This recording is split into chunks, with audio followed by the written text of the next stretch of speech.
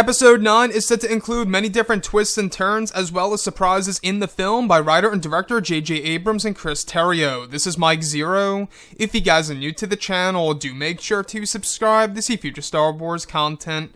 Now, I will say that one of my favorite characters has got to be Anakin Skywalker / Darth Vader, and in my opinion, Anakin / Vader is, of course, the true face of the Star Wars franchise.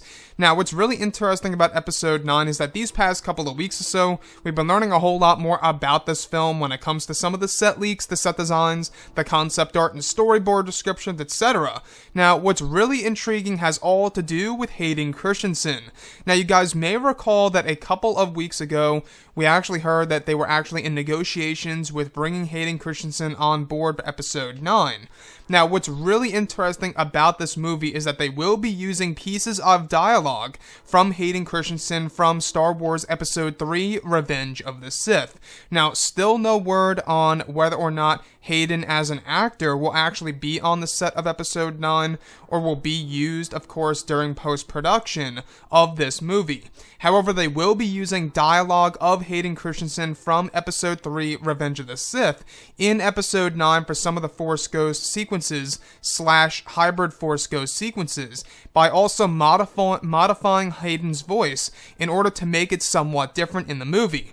So, I'm not quite sure how I feel about them modifying the voice of Hayden Christensen. That's one thing that I think a lot of people are going to be very concerned about when it comes to, of course, Hayden and his involvement in Episode 9.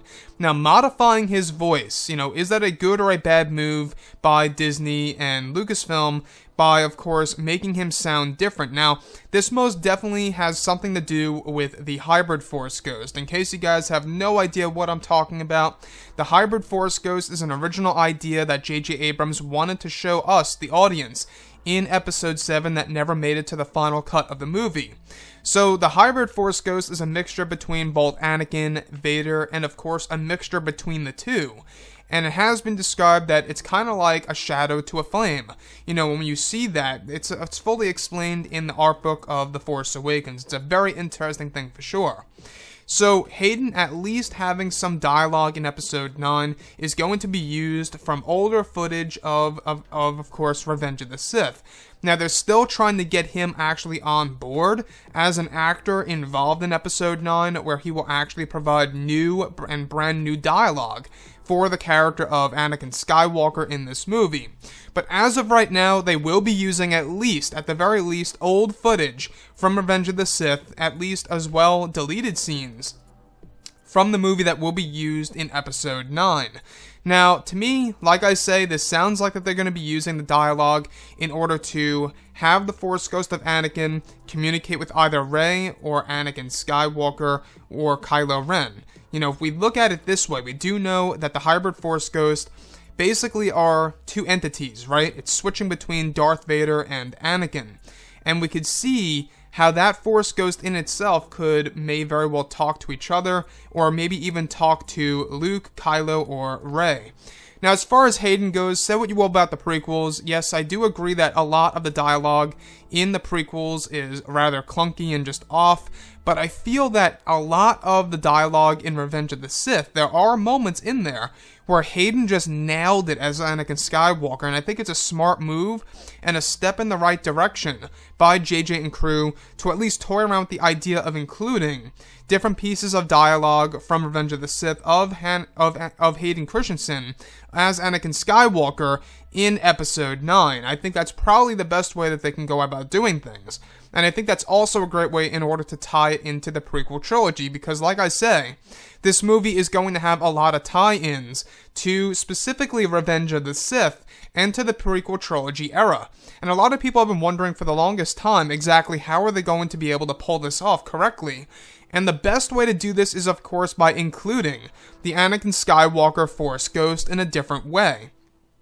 So with that being said, with each day that passes by, we are getting closer to the very end of filming of this movie, and we are also getting closer to that title reveal / the teaser trailer. As of right now, we are just 69 days away from Star Wars Celebration, which begins on April 11th. So you know what's going to be very interesting is, of course, whether or not Hayden Christensen will be invited and will show up at Star Wars Celebration. And if he does, that'll be very interesting indeed. Now, if you look at everything that has been happening in the past, we do know that The Last Jedi, Backlash, really took a toll on the soloist Star Wars story box office results. And Disney and Lucasfilm are looking at this movie as a course correction technique. They really do have to do anything possible when it comes to fan service and nostalgia in order to bring the fans back into the theater seats and enjoy a great movie. But like I say, it needs substance, purpose, and meaning in order for it to truly resonate with fans around the world. Anyways, guys, drop a comment below. Let me know what you think about all of this in the comments. And if you guys did enjoy the content for today, do make sure to drop a thumbs up on this video to support the channel. I thank you all so very much for the kind support, and I'll catch you guys next time.